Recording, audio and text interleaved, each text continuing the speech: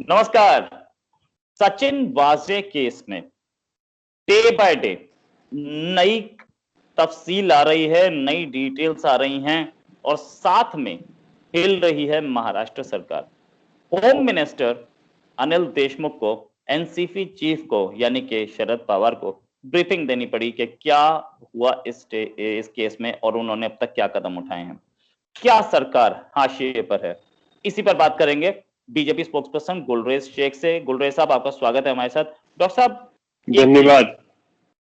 एक ये केस, सचिन वाजे केस, यानी कि अंबानी के घर के बाहर, मुकेश अंबानी के घर के बाहर एक कार में कुछ एक्सप्लोजिव मिले और उसमें मुंबई पुलिस के एक ऑफिसर सचिन वाजे को अरेस्ट किया गया, तो सरकार हिलने लगी।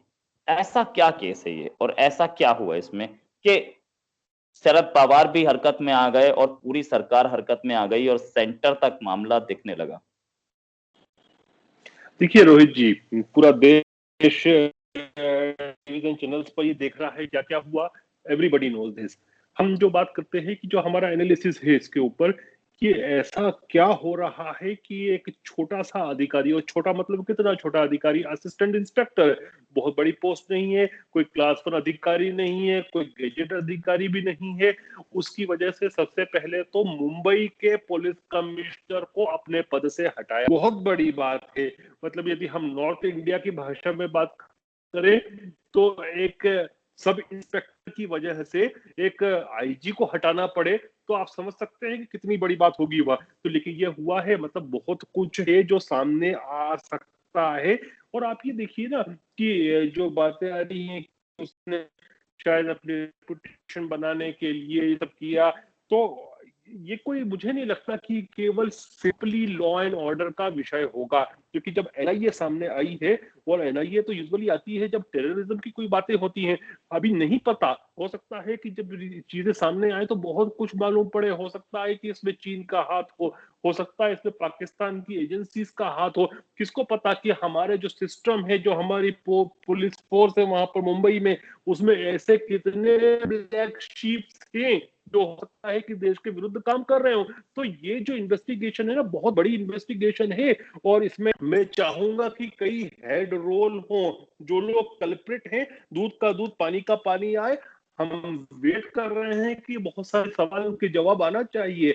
और मुझे लगता है कि वहां की जो सत्ता है वह भी डोल रही है। इसलिए डोल रही है क्योंकि बहुत कुछ होगा जो सामने आ सकता है। आप ये बताइए मुझे कि सबसे पहली बात तो कि जो जो व्यक्ति इतना बदनाम था, जो आदमी फेक एनकाउंटर के नाम पर सस्पेंड हुआ था, सस्पेंड ऐसा नहीं था कि सरकार ने किया था या उसके खुद के विभाग ने किया था, विभागीय जांच करके उसको मुंबई हाई कोर्ट के आदेश के ऊपर सस्पेंड किया गया था। जब भारतीय जनता पार्टी की सरकार थी तब भी शिवसेना ने प्रेशर बनाया था कि उसको वापस से पुलिस विभाग में लिया जाए। लेकिन जो विधि विद्वान थे उन्होंने मना किया था कि ये हाई कोर्ट ने इस बंदे को सस्पेंड किया है, इसको नहीं लिया जाए। फिर ऐसा क्या हुआ कि कोविड-19 में पुलिस की फोर्स कम है बताकर पुराने अधिकारियों को लेना पड़ा।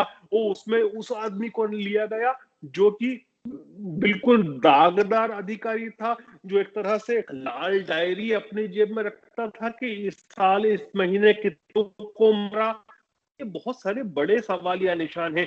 फिर उसमें एक बात और भी है ना कि वह शिवसेना का कार्यकर्ता भी रहा पुलिस से निकलने के बाद। अब फिर बहुत सारे प्रश्न चिन्ह उठते हैं कि उसके पॉलिटिकल मास्टर्स कौन कौन है। क्यों शिवसेना उसकी कुछ आती थी कि वह पुलिस में आए। चलिए, आपने उसको पुलिस में वापस ले लिया, लेकिन एक जो जैसा कि माना जाता है कि इस प्रकार के जो अधिकारी होते हैं जिनकी छवि खराब होती है, उसको कहीं ना कहीं लॉजिस्टिक्स या होमगार्ड में लगा दिया जाता है। था तो उसको क्राइम की इन्वेस्टिगेशन में लगाया गया। बहुत सारे प्रश्न खड़े हैं जो अभी भी उत्तर मांग रहे हैं, और कहीं ना कहीं उत्तर की आवश्यकता है। क्योंकि आप देखिए कि जिले ये है ना कि कोई व्यक्ति केवल अपनी छवि के बनाने के लिए कि मैं ऐसे केसेस को सॉल्व कर सकता हूँ, फिर जिसकी गाड़ी थी उस व्यक्ति का शव बरामद होना, बहुत सारी चीजें जो है डार्क में दिख रही है। इसकी है ना, ये बिल्कुल सही उपयुक्त एजेंसी है जो इस पर काम कर रही है। और दूध का दूध पानी का पानी होगा। तो शायद इसे एस्टेब्लिशमेंट है सत्ता का वहां पर, चाहे शरद पवार जी वे भी घबराए। होम मिनिस्टर जो है मिस्टर देशमुख, वे मीडिया को फेस नहीं कर पा रहे, जवाब नहीं दे पा रहे। तो क्या चल रहा है ये सोचने का विषय है। लेकिन जो हुआ है बहुत बुरा हुआ है। आप ये सोचिए ना कि हम पुलिस पर विश्वास करते हैं कि हमारी सुरक्षा के लिए, लेकिन यदि कोई पुलिस वाले का ही नाम आता है जिलेटिन की छड़ें रखने में, तो क्या ये आतंकवादी घटना जैसा नहीं है। आप ये बताइए कि जिलेटिन की छड़ें कैसे आई, क्यों रखी गई। बड़े प्रश्न उठते हैं। क्या इसमें विदेशी एजेंसीज या अंडरवर्ल्ड से भी उसका कनेक्शन था, क्या वो किसका गुरका था, किसके आदेश पर काम कर रहा था। ये सब चीजें इन्वेस्टिगेट होना है, नेशनल सिक्योरिटी का विषय है साहब। Right right.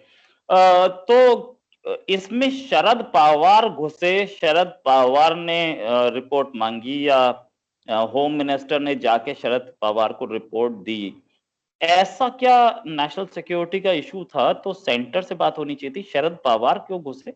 ऐसा ऐसा शरद पवार क्या मतलब कोई बहुत बड़ा इशू लग रहा है? देखिए, आप ये देखिए ना कि ये लोग सत्ता में हैं, पहली बात तो।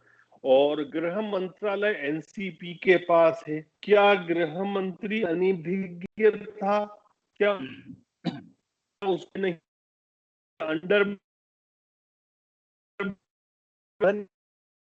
यदि वो अनभिज्ञ था तो फिर वो डिजर्व भी नहीं करता है गृह मंत्रालय जैसे पोर्टफोलियो पर बैठने की। और यदि वह कल्प्रिट था, कहीं तार जुड़े हुए हैं, तो वो घबराने की बात मैं अभी नहीं कह रहा। जब तक इन्वेस्टिगेशन सामने नहीं आती, रिपोर्ट नहीं आती कि कौन जुड़ा हुआ था, कौन नहीं जुड़ा हुआ था, ये सब चीजें तो जांच के बाद एनजीओ में की जांच में ऐसा कुछ नहीं आया कि भारत के नेता इस प्रकार से बदनाम हो कि ऐसे जो कल्प्रिट्स हैं वो उनके ऊपर छतरी का काम करते हैं, या ऐसे लोग जो कि हो सकता है कि विदेशी एजेंसी से मिले हो, उससे देश के नहीं हो। लेकिन जब तक रिपोर्ट सामने नहीं आती, प्रश्न तो बने रहेंगे ना।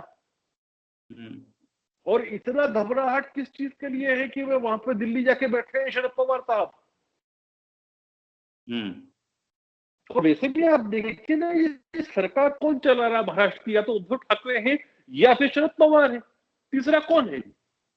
आप इतने बड़े जर्नलिस्ट है, आप ये बताइए कि वहां का पर्यटन मंत्री कौन है, नाम बता सकते हैं आप?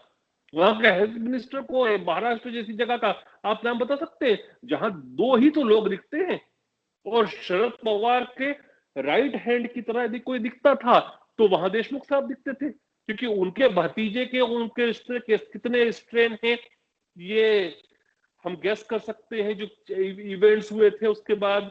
और सुप्रिया सुले को वो अपने सक्सेस यदि देना चाहते हैं तो अपने को कितना आगे ले जाएंगे, ये सब सोचने की बातें हैं। लेकिन वो हो रहा है, जो सतह पे दिख रहा है, जिस प्रकार का गर्म माहौल दिख रहा है, उसके पीछे भी तो आप सोचिए क्या क्या हो सकता है। एनालाइज कर रहे हैं तो आपको डर भी लगता है सोचकर कि ये मुंबई पुलिस है।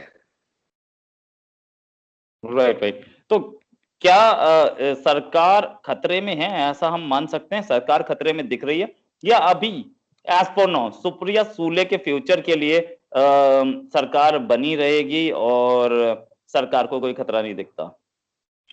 देखिए, यदि मॉरली बात करें तो मुख्यमंत्री को भी इस्तीफा देना चाहिए, और यदि मॉरली बात करें तो गृह मंत्री को तत्काल तत्काल पर इस्तीफा देना चाहिए। क्योंकि आप देखिए हो क्या रहा है, ये मुंबई है ना, देश की आर्थिक राजधानी है। और उसमें यदि पुलिस विभाग का व्यक्ति, वो पुलिस विभाग का व्यक्ति कैसा कि जो सीधे मतलब बहुत छोटा अधिकारी है, लेकिन वो सीधे रिपोर्ट करता है कमिश्नर लेवल पर, जो एक टेंटेड ऑफिसर है, दागदार ऑफिसर होता है, उसको ऐसा विभाग दिया जाता है जिसमें वो सीधे कमिश्नर। क्या हो क्या रहा है, what the hell is going on. Right. तो सही बात है, सही बात है। तो ऐसा भी हो सकता है कि इसमें कोई षड्यंत्र, राजनीतिक षड्यंत्र भी हो सकता है क्या? क्योंकि बचाया जाने की कोशिश दिख रही थी। ऐसा भी था कि वाजे बहुत टाइम तक सामने नहीं आए, वाजे को इंस्टेंटली अरेस्ट नहीं किया गया।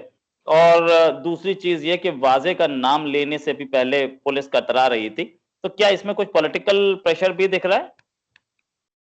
नहीं, मुझे डर इस बात का है, और मैं चाहता हूं कि ईश्वर करे कि मैं झूठा साबित हूं, झूठा मतलब गलत साबित हूं, कि ऐसा तो नहीं है कहीं कि पॉलिटिकल आका जो होंगे उसके, जो भी होंगे, उनके कनेक्शन अंडरवर्ल्ड से या कुछ और तो नहीं है।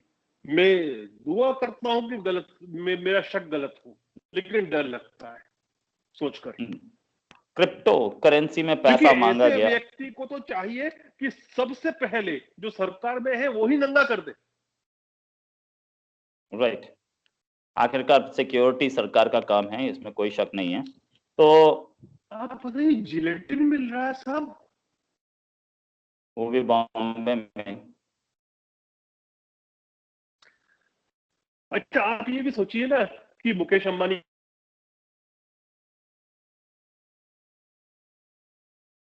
क्या टारगेट हो सकता है। कहीं ऐसा तो नहीं कि जैसे ताज का टारगेट हुआ था 26/11, वैसा तो कुछ नहीं है। पता नहीं ना, जब तक की चीजें सामने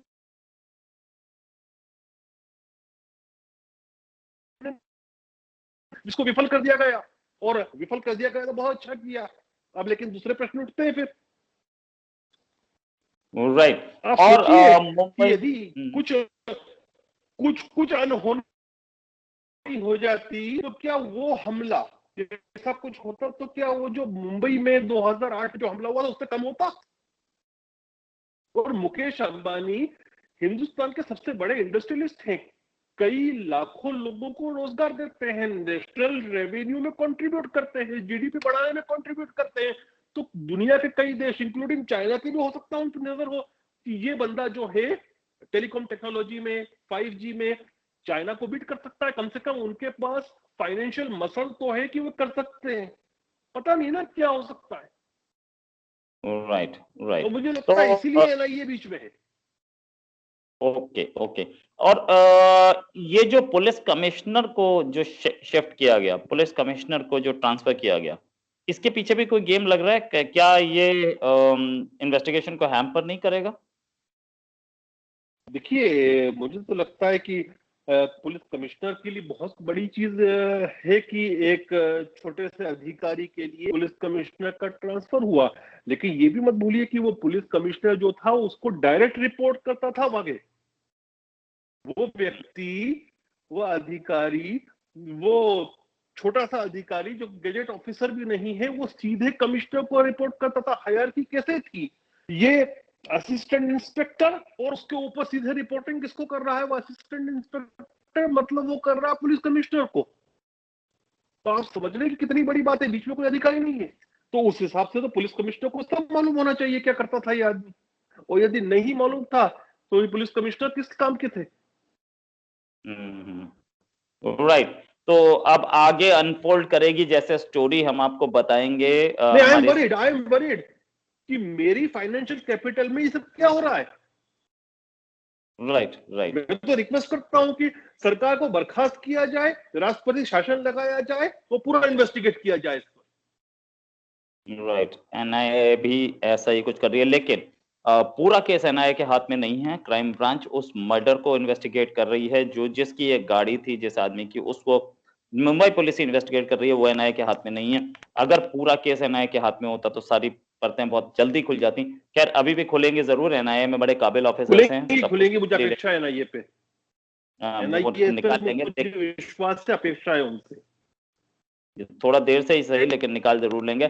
गुलरेज से डॉक्टर साहब, आपका हमारे साथ ज्वाइन करने के लिए बहुत बहुत शुक्रिया, और हमें डिटेल में ये केस समझाने के लिए और इसके पॉलिटिकल इम्प्लीकेशन समझाने के लिए धन्यवाद। उम्मीद है आपके साथ हम दोबारा किसी और इश्यू पे जरूर बात करेंगे। अभी के लिए नमस्कार और जय हिंद। नमस्कार।